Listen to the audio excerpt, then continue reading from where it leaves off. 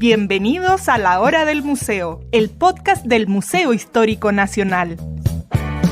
Identidad, cultura, patrimonio y más. Soy Rocío Muñoz y te invito a un encuentro diario con la historia y sus protagonistas.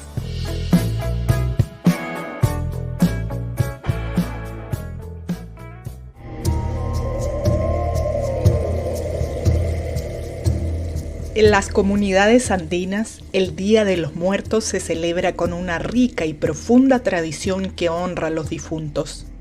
En este día especial, las familias preparan altares llenos de amor, decorados con fotos, alimentos y objetos que fueron significativos para sus seres queridos en vida. La noche del 1 de noviembre se llevan a cabo ceremonias donde las familias invocan a los espíritus de sus ancestros.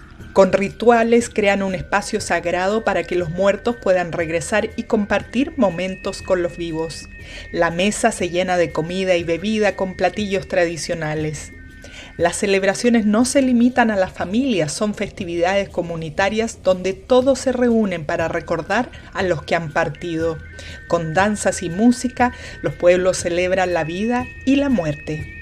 Para hablar de la muerte desde otra perspectiva y los rituales de nuestra cultura, nos acompaña la antropóloga Francisca Fernández Droguet. Ella es doctora en estudios americanos y profesora en la Universidad Academia de Humanismo Cristiano.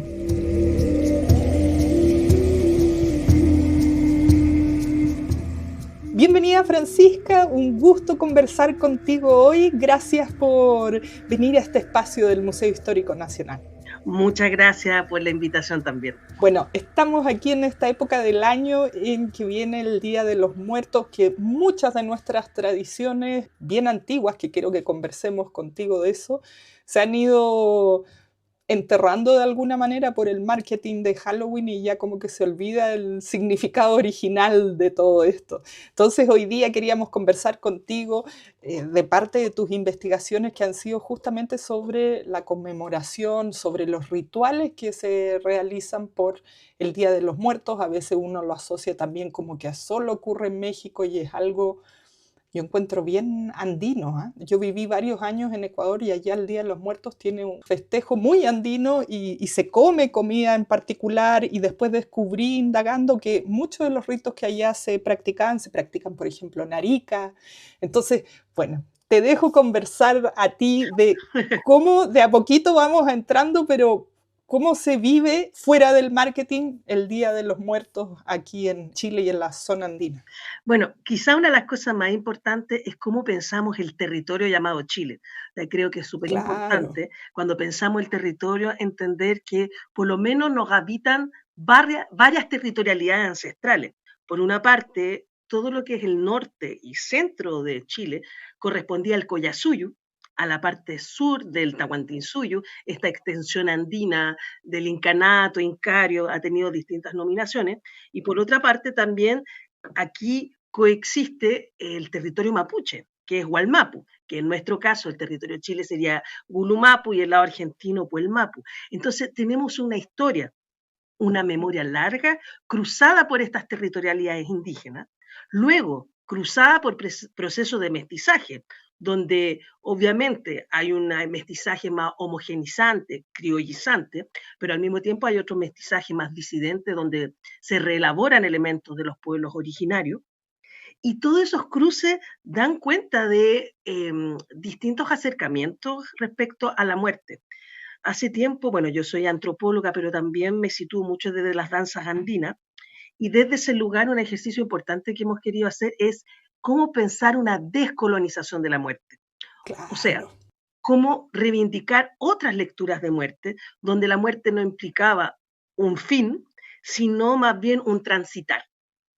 Y esa experiencia muy potente de transitar, históricamente lo han tenido los pueblos originarios, no solo de acá, sino del mundo. O sea que yo creo que esto es un ejercicio muy importante de ver la muerte. Piensen ustedes, quizás la gente conoce más Egipto, pero por lo mismo las momias estaban pensadas por un transitar.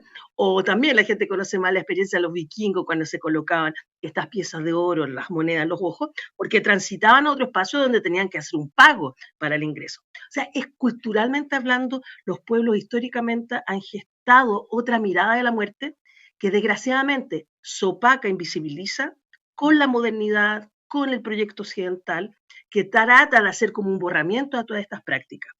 Entonces, ¿qué es lo potente? En que Chile coexiste una memoria indígena, afro, migrante, popular y en sectores campesinos que están desde otro horizonte de esta muerte dolorosa. Ojo, no deja de ser dolorosa, pero cuando tú lo piensas como un transitar a otros mundos, a otras esferas, tiene otra vinculación con ese espacio de la muerte. Entonces, frente a eso, desde la danza andina y desde la antropología, fui explorando bastante las festividades vinculadas con la territorialidad. Por ejemplo, el mal llamado Año Nuevo, que más bien es el cambio de ciclo, Inti Raymi, o carnavales, Anata, que, ojo, obviamente como arraigo territorial tiene mucha presencia en el norte, pero no podemos olvidar que por lo menos históricamente siempre han migrado aymaras, quechua, licanantay hacia zonas como Santiago. Esto se intensificó hacia fines de los 70, 80 y se trae la tradición de ese lugar. Pero luego también, desde el trabajo arqueológico, etnohistórico y antropológico, nos damos cuenta que el Valle del Mapocho también es andino, así como también es mapuche. O sea, aquí confluyeron muchos pueblos, muchas culturas, muchas lenguas. Y por suerte cada vez más se ha ido visibilizando eso. Entonces, desde ese lugar es que eh, ciertas colectividades de danza andina, Quillaguaira, Alhuecusi, Tinculewa, en un momento hacemos una decisión de, bueno, si ya hemos recuperado instancias como Anata, sería importante recuperar instancias que nos vinculen de otra manera con la muerte. Y ahí empezamos un trabajo importante, sobre todo de lectura de intelectuales de Bolivia, ahí está Comunidad Sariri, que empiezan a plantear, bueno, el día llamado de todas las almas o de los difuntos es muy importante en Bolivia, en Perú, en el norte de Chile, Arica, por ejemplo, en Claro. San Miguel de Tapa, es una memoria tradicional larga que hay ahí de tradición de visita a los muertos. Que ojo, yo siempre digo que gracias a Coco, esta película que nos Sí. vincula al lado más mexica, la gente ha podido vincularse desde otro lugar que no sea Ujú. o desde Halloween o desde lo católico. Claro. Claro, entonces ahí nos aparece un concepto que en Bolivia, en un ejercicio de descolonización, es el de Huiñay Pacha. Huiñay Pacha, Huiñay es eternidad, Pacha es tierra, entonces el territorio, la tierra, el lugar o el tiempo eterno, tiene muchos significados. Y a su vez, como antropóloga, también me voy encontrando con toda la producción de un mestizo indígena, Guamampoma, que es toda una serie de grabados respecto a esta Claro, es cosmovisión conocido andina. él por sus Claro, dibujos. y tiene un grabado justamente dedicado a Ayar Marcaiquilla, que era la fecha de los muertos y que literalmente en el incanato, la ocupación Tahuantinsuyo, salían los maikis como una suerte de osamentas de los ancestros, de las autoridades, a pasear por las calles de Cusco, conmemorándoselo. Pero además también una semana después del Día de Muertos, 1 de noviembre, en La Paz, está otra tradición muy importante que están las ñatitas, que en el cementerio de La Paz salen cráneos que la familia han cuidado, que puede ser de un ancestro o de otra linealidad, y que conmemoran justamente a esos seres. Entonces nos vamos encontrando con ceremonias, sacralización de osamentas, registros en lo histórico como estos grabados que hablan de Ayamarcaiquilla, un ciclo, por otra parte el concepto de Huñay Pacha, pero lo más importante, experiencias vitales en el norte de Chile, Bolivia, Perú, Ecuador, sur de Colombia, estoy hablando sobre todo del territorio andino, norte de Argentina, en que subsistía esta memoria que yo diría que es una memoria muy en clave de reencontrarse con los muertos, resignificar prácticas culturales andinas, pero también resituarla en la actualidad.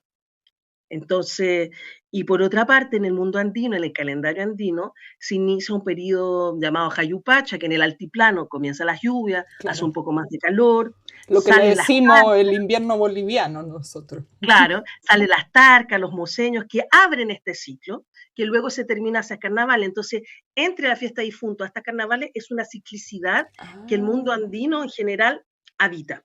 Entonces, ¿qué sucede? Frente a esta reflexión, ya más de 10 años, estas colectividades, Quillaguaira, Alhuecusi, Tinculegua, decidimos traer el Huiñaypacha, la tradición a Santiago, como para disputar justamente Halloween, para disputar también la memoria católica eclesiástica, porque ojo, obviamente estas festividades andinas también en muchos casos son cristianismo andino, y traemos la tradición del Huayna justamente recogiendo distintos elementos del mundo andino en su amplitud, pero también resignificándolo en Santiago, en el contexto urbano.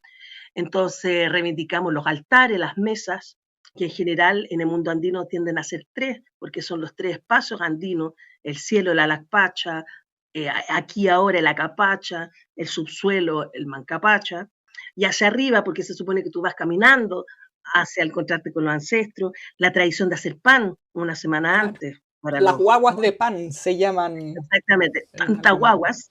tanta guaguas, que también puede ser tanta chachila, abuelo, también en forma de escalera, de llamo, de animales, y además en la tradición andina, con mucha fuerza, y eso sigue persistiendo, sobre todo en las comunidades aymaras, quechua, de que cuando alguien fallece, honrarle sobre todo los 3 primeros años, porque los 3 primeros años siguen, entre comillas, habitando en un semiplano, donde al tercer año finalmente logran desprenderse de este plano más mundano y terrenal, transitando finalmente a Wiñan Marca. Marca es pueblo, sino al pueblo eterno. Entonces, Mm. recuperamos la tradición de los 3 años, recuperamos la tradición del altar en 3 niveles, recuperamos la tradición de los elementos que acompañan, que es el pan, pero también siempre acompañado las flores, la hoja de coca, el tabaco, el alcohol para chayar, y además acompañando con las comidas y los placeres que le gustaban a nuestros familiares, nuestras amistades en vida. ¿Por qué? Y esto es muy bonito, porque se supone que lo que sucede más o menos entre el 31 de octubre hacia el 2 de noviembre, varía en las comunidades, es que se abre un portal en que los muertos y las muertas ingresan a visitarnos. Tal como muestra la película. Muy parecido, entonces es bonito porque, por ejemplo, como te digo, es múltiple las tradiciones, pero en muchos casos, por ejemplo, el 31 de octubre se hacen los altares, se acompaña, en muchos pueblos se hacen hasta fiestas, juegos, hay una cuestión bastante lúdica y festiva, se espera hasta el otro día, 1 de noviembre, y a mediodía llegan los muertos a comer y a beber con nosotros. Y en algunas comunidades ese arribo se hace con dinamita, con Ah, música, con campana, y algunas veces es la propia naturaleza la que se expresa, con viento, con mariposas, con pájaros, o sea, bien bonito ahí también toda la simbología asociada. Y una come y bebe para que los muertos coman y beban a través de tu cuerpo. También hay tradiciones, por ejemplo, de compadrazgo. En Bolivia, por ejemplo, puedo hacerme comadre contigo siendo mi madrina de un pan, por ejemplo. ¿cómo sería eso? Hay un tanta guagua, tenemos un vínculo y queremos establecer un vínculo de compadrazgo, que finalmente es parentesco no sanguíneo, y te nombro madrina de mi tanta guagua, de mi pan. Te entrego el pan y eso nos genera un vínculo igualmente válido que si fueras la madrina de mis hijos. Qué Entonces, interesante. no, por eso te digo, hay una cantidad de elementos y ahí nos fuimos encontrando además también el cruce con ciertas prácticas. Por ejemplo, nosotros empezamos a cruzar de hacer estas mesas, también hicimos pasacalle, luego reivindicar la territorialidad andina que habita acá. Entonces, se hace ceremonia en Cerro Blanco, en Cerro Chena, o sea, como también la sacralización del espacio. Y por otra parte, el componente político. Se vinculó mucho, al igual eh, que reivindicamos la muerte y su descolonización, también visibilizar la muerte por situaciones de violencia política o vinculada a la dictadura. Entonces, por ejemplo, hace casi más de una década que diversas colectividades andinas, ahí está una organización que se llama Sariri, danzan en el cementerio general y donde está el patio 29, una zona emblemática de donde se encontraron cuerpos de detenidos desaparecidos y el memorial. Entonces ahí hay una recuperación de la figura histórica de artistas como Violeta Parra, Víctor Jara, pero también se les saluda a Salvador Allende. Entonces es interesante cómo se van haciendo distintas lecturas. Claro que sí. Y además te digo, o sea, hace, yo diría, 15 años ya tú puedes encontrar en la legua, en los distintos cerros, en el cementerio general y en las casas de personas que son migrantes andinas, tanto del norte como de Bolivia, Perú, Ecuador, norte Argentina, pero también de gente que participa en la música, en la danza andina. Entonces, siento que de manera muy potente se ha ido transversalizando muchísimo esta práctica en la ciudad de Santiago. Qué bueno, tú eres antropóloga, pero los ritos son parte de esta experiencia de ser humanas, humanos, entonces no podemos dejarlos de lado. Tengo una duda, esta fecha, ya tú decías entre el 31 de octubre hasta el 2 de noviembre, ¿es una fecha original andina? Porque tenemos muchas fechas que, digamos, fueron transmutadas o tomadas por los españoles y le pusieron como una efeméride católica en vez de la original. Súper interesante lo que tú dices, porque si bien obviamente tenemos una imposición de un calendario greco-romano que no responde a nada a la ciclicidad de la naturaleza. De hecho, cuando hablamos de calendario, nunca hay que olvidar que los calendarios son construcciones humanas donde se articula el tiempo social con el histórico, con los astros y la naturaleza. Y cuando te imponen un calendario, por ejemplo, el 31 de diciembre, no acontece nada en nuestra territorialidad. Obviamente que están aconteciendo muchas cosas, pero del calendario, podríamos decir, del ciclo agrícola o astronómico, no hay nada en particular en esa fecha.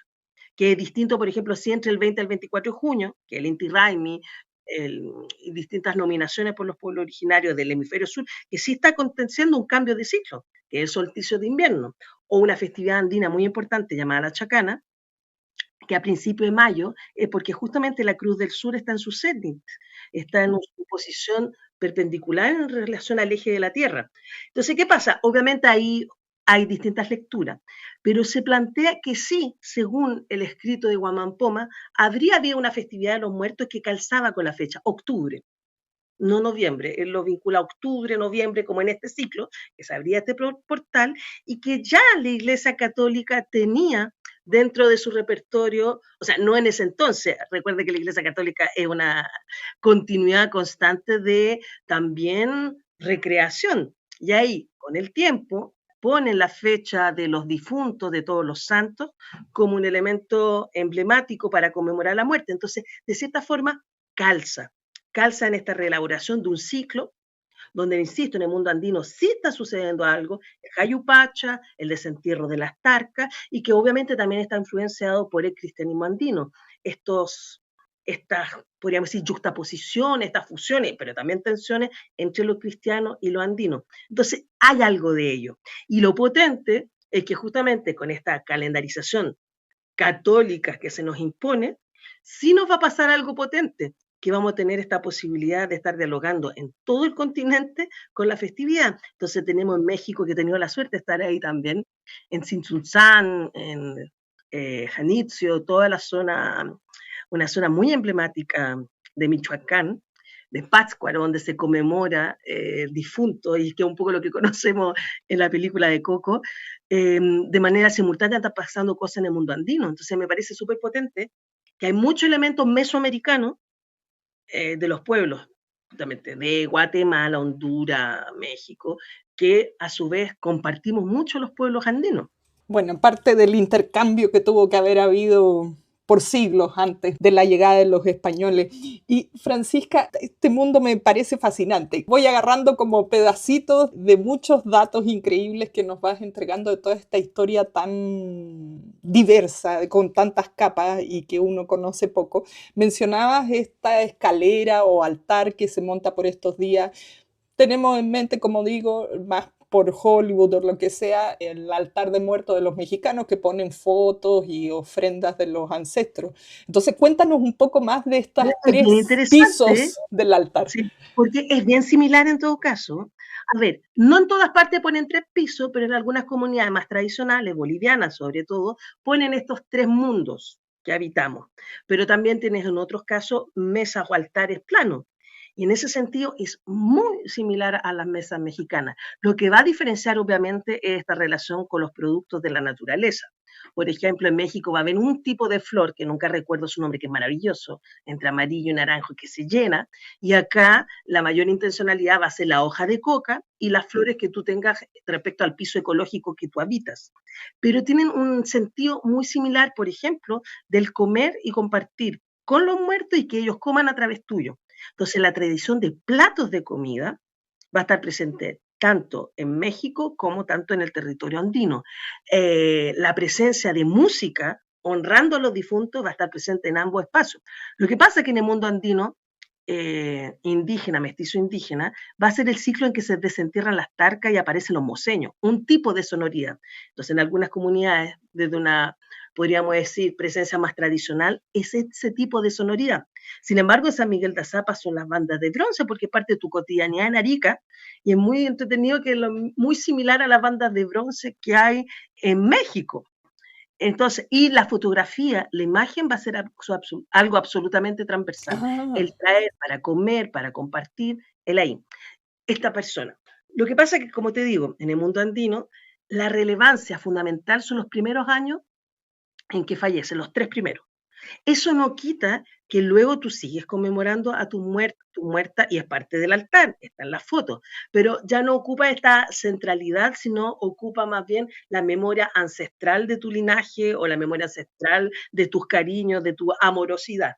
Entonces, los 3 primeros años son muy importantes. Entonces, por darte un ejemplo, un colega mío, lingüista aymara, eh, Elías Ticona, que ha hecho un trabajo maravilloso sobre justamente la recuperación de la lengua aymara, o más bien, él habla de la revitalización de la lengua aymara. Cuando fallece su madre, tiene que cumplir de ir a hacer pan 3 años a su comunidad de origen. Y tiene que viajar, porque es parte del ejercicio de tradición. ¿Te das cuenta? Entonces, insisto, para mí tiene que ver con un gesto simbólico político muy vinculado a descolonizar la muerte, a vincularnos desde otro lugar. Y obviamente desde el dolor. Esta festividad, cuando empezamos, nos pasó que al poco tiempo falleció la hija de una gran amiga de esta comunidad andina, después el hijo recién nacido de otra pareja de danzantes, luego un músico de un grupo bien emblemático, la música andina Mancasaya. Entonces nos fue dando aún más sentido la necesidad de entender de otra manera la muerte, para sostenernos como comunidad, para darle otra significación. Tuvimos un compañero también muy querido que falleció durante la pandemia, entonces nos fuimos encontrando con nuestras propias muertes. Y eso le dio un peso aún mayor a estos espacios, por esta necesidad de encontrarnos, de hacer comunidad, de escuchar el relato, de narrarnos. Está muy fuerte colocado, sobre todo acá en Santiago, la tradición. Yo voy a muchos lados, entre el 31 al 2 de noviembre, te digo, para mí es muy potente porque son fechas muy relevantes y visito casas, así como lugares más espacio público, y en cada uno de ellos se va contando la historia de quienes están en esa fotografía.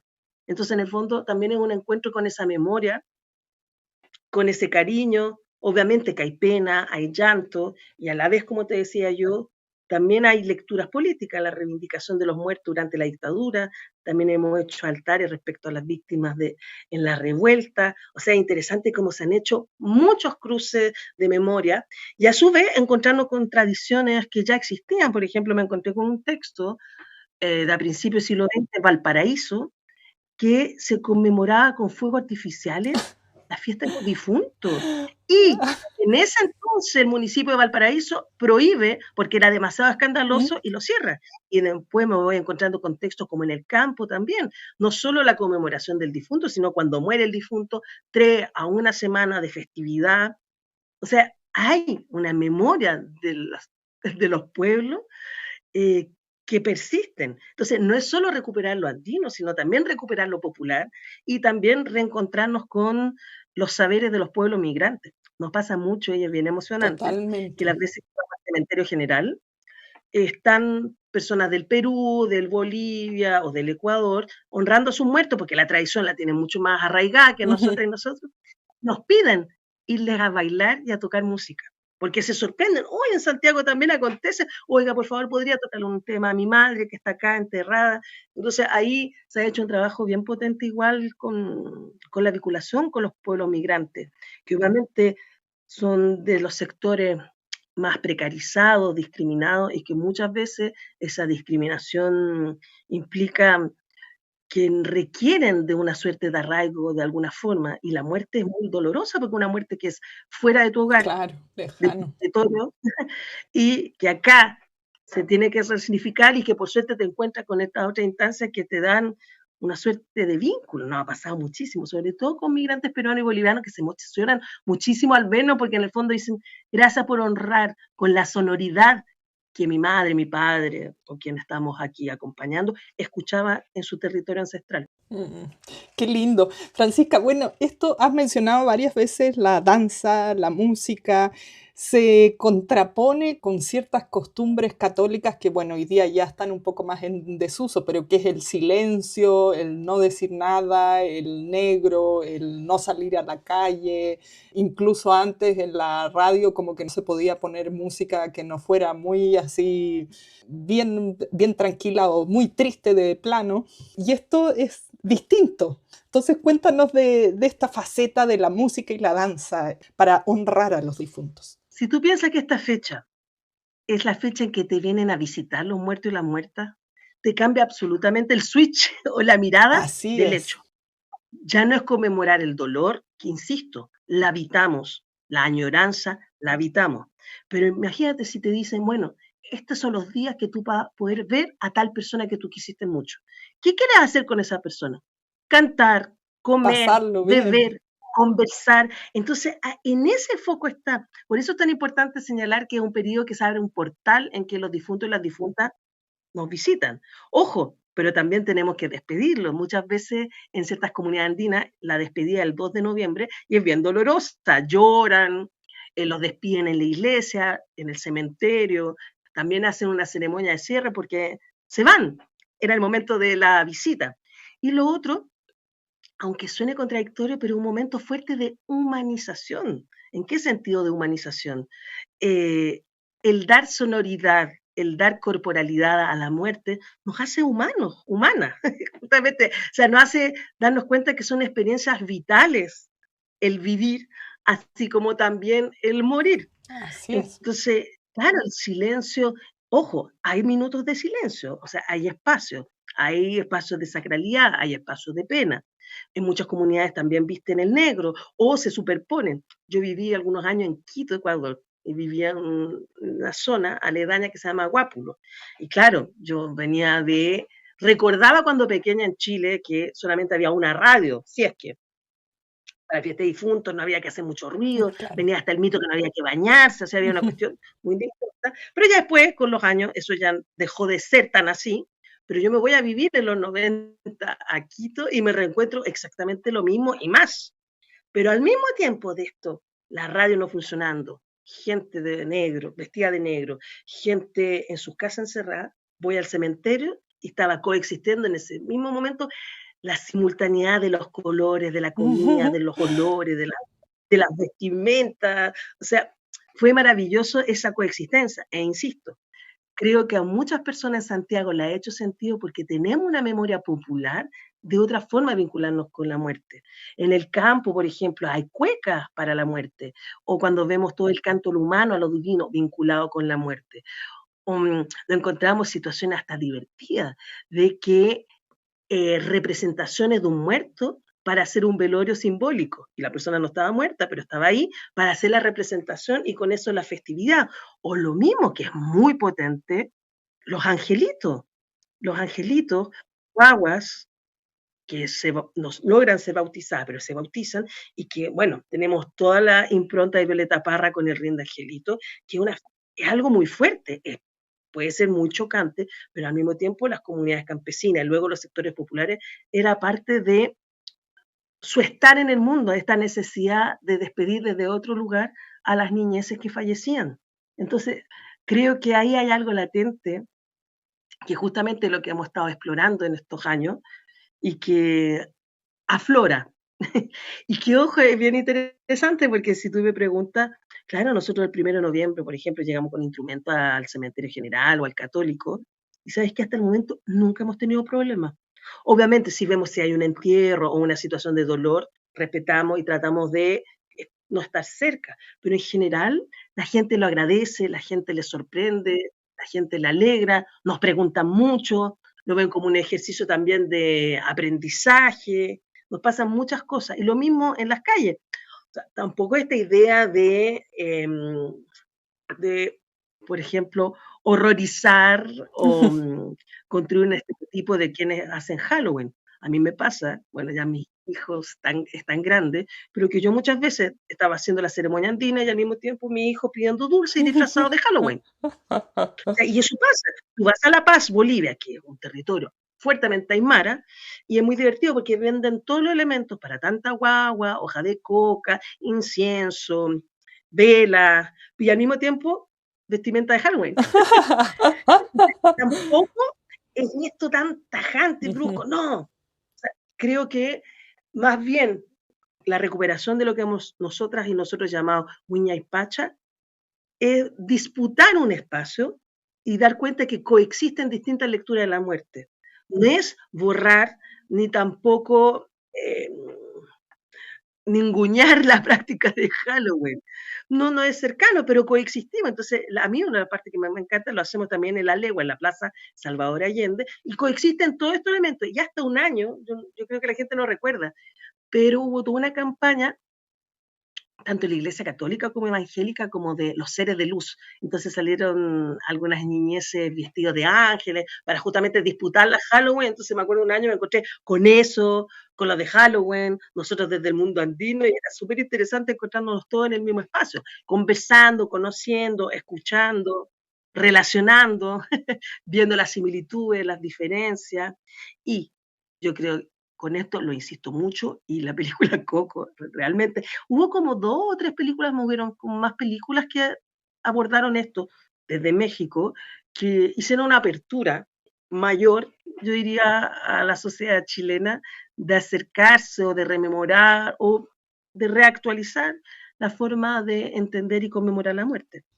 Sí, bueno, totalmente. Y como tú dices, coexisten todas estas expresiones culturales finalmente que aparecieron en distintos tiempos y que hoy día, claro, se fusionan. Has mencionado que ustedes van al cementerio general. Yo leía por aquí en alguno de tus artículos en el Cerro Blanco. ¿Por qué ese lugar tiene alguna interpretación especial?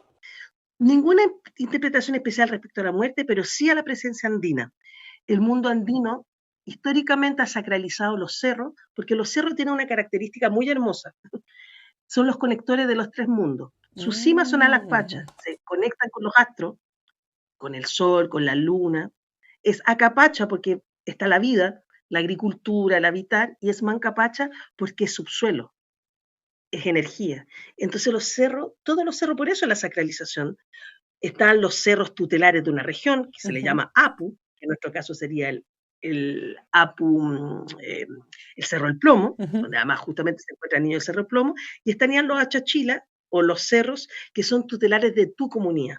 Que, por ejemplo, en el Valle del Mapocho decimos Cerro Chena, Cerro Renca, Cerro San Cristóbal, Cerro Santa Lucía, Cerro Blanco, de hecho hemos ido recuperando su nombre, Cerro San Cristóbal, Cerro Tupahue, Cerro Santa Lucía, Cerro Huahuelén o Huelén, Cerro Renca, ahí todavía no hemos podido explorar bien. Cerro Blanco es Huechuraba, Huechuraba, una palabra más que Ah, además estaba lo que llamaban en esa época un lonco, un cacique, un curaca, porque los españoles no lograban diferenciar y ponían el nombre de la autoridad mezclando distintos pueblos originarios. Cerro Chena, algunos dicen que viene de China, que viene con hembra, y ahí hemos encontrado todo un sector muy importante de un llamado Pucara, pero que en el fondo una huaca, donde un trabajo importante han hecho arqueólogos y arqueólogas de ese sitio.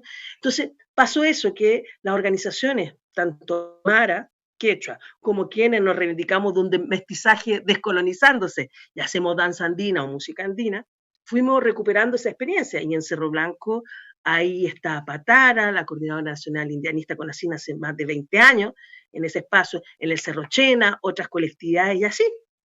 Entonces, los cerros de cierta forma son nuestro lugar de sacralización, nuestras huacas, lugares sagrados, que es donde tratamos de ir colocando y plasmando todas estas festividades. Pero a su vez, también las plazas de los territorios donde hay colectividades de danza y de música que son muy relevantes. Por eso, la Plaza La Legua es un espacio que hace ya varios años se conmemora el Huñaypacha o el Ayamarcaiquilla o el Día de Todos los Muertos, Difuntos, Todas las Almas, que tiene varias nominaciones diversas. qué apasionante todo este tema, sobre todo el darle otras lecturas, como tú decías, otros significados, no solo el que se nos ha enseñado e impuesto en esta historia más reciente. Francisca, para terminar, ¿qué pasa si uno quiere acompañar o estar en alguno de estos rituales por Día de los Difuntos? ¿Es posible ir o contactarse con ustedes? ¿Dónde uno puede informarse más? Mira, es súper potente porque son dos cosas.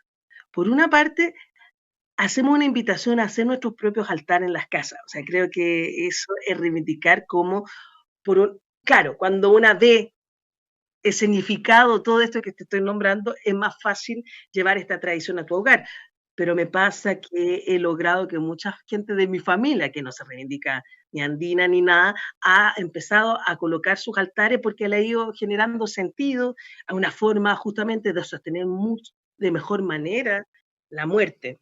Entonces, el primer llamado es que podemos recuperar desde nuestras propias visiones, desde nuestras propias formas de sacralizar un espacio, los altares. Así que les invito a hacer altares en sus casas. Pueden ser altares mexicanos, andinos, propios, como ustedes quieran. Mis altares son una mixtura, porque si bien reivindico lo andino, viajo mucho a México, tengo mucha cercanía a México, y a su vez también, no sé, mi hija coloca cosas de Halloween, entonces tenemos un altar muy diverso. Y por otro lado, por ejemplo, el 31 de octubre, desde las 9 de la noche, en la Plaza Salvador Allende, en la población La Legua, ahí se hace una ceremonia. En general, el 1 de noviembre, en el cementerio general, pero ahí no hay una ruta que yo te pueda dar, sino en la mañana, tanto en el cementerio general como el cementerio católico, ubicado en Recoleta, va a escuchar distintas colectividades que van a estar tocando música. Entonces, esos son los espacios, entre comillas, más abiertos que nosotras como comunidad andina conmemoramos, pero por otro lado, insisto mucho, las organizaciones, las agrupaciones, las colectividades y las familias han empezado a tomar esto como tradición propia en sus espacios. Así que están invitadas e invitados a lo que les acabo de narrar, pero también están invitadas e invitados a repensar y hacer y crear sus propios altares con lo que a ustedes les haga sentido. Porque claro, muchas veces me pasa que me piden, entre comillas, asesoría y bien, les voy contando, mira, lo que yo he visto en estas comunidades, lo que yo he aprendido, lo que he caminado, me han enseñado esto. Pero también desde mi postura personal colectiva he creado mi propia ritualidad y sacralización de la fecha con mi propio altar. Así es, apropiárselo. Y ahí va invitando a niños, a niñas, coloco dulce, coloco las fotos de muertos y muertas antiguos, también actuales, o también ciertos íconos. Para mí, por ejemplo, tenemos el altar a Frida Kahlo, porque la amamos, por todo lo que representa la pintura en su momento histórico en México. Me acuerdo una vez, mi hija cuando creció, me dijo, mamá, yo siempre pensé que Frida Kahlo era parienta, como estaba dentro del altar. Y era muy divertido, yo le decía, no, pero para mí es un referente de muchas cosas que me hacen sentido. Entonces eso, tu familia, la gente querida, y de verdad, con esto quisiera terminar, es muy sanador, porque nos impuse una visión de la muerte tan dolorosa que obviamente la muerte de un hijo, una hija, tú nunca lo vas a superar, siempre vas a vivir con ellos, pero tener esta lectura te hace convivir con la muerte desde otro espacio que te permite sanar, o por lo menos te permite lidiar con la muerte de otra manera.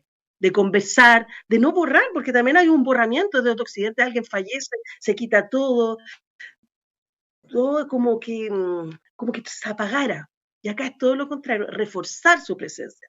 De hecho, recuerden, hasta hace muy poco había la tradición de que luego de enterrar a alguien se hacía el gloriado o el brindis, de juntarse en un lugar para beber, para justamente hablar de ese muerto, de esa muerta y brindar por él.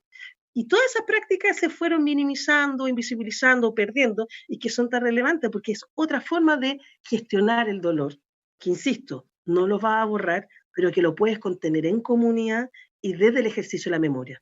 Absolutamente, totalmente de acuerdo contigo. Si se lleva, yo siento, en comunidad es mucho más llevadero y todos estos rituales son sanadores.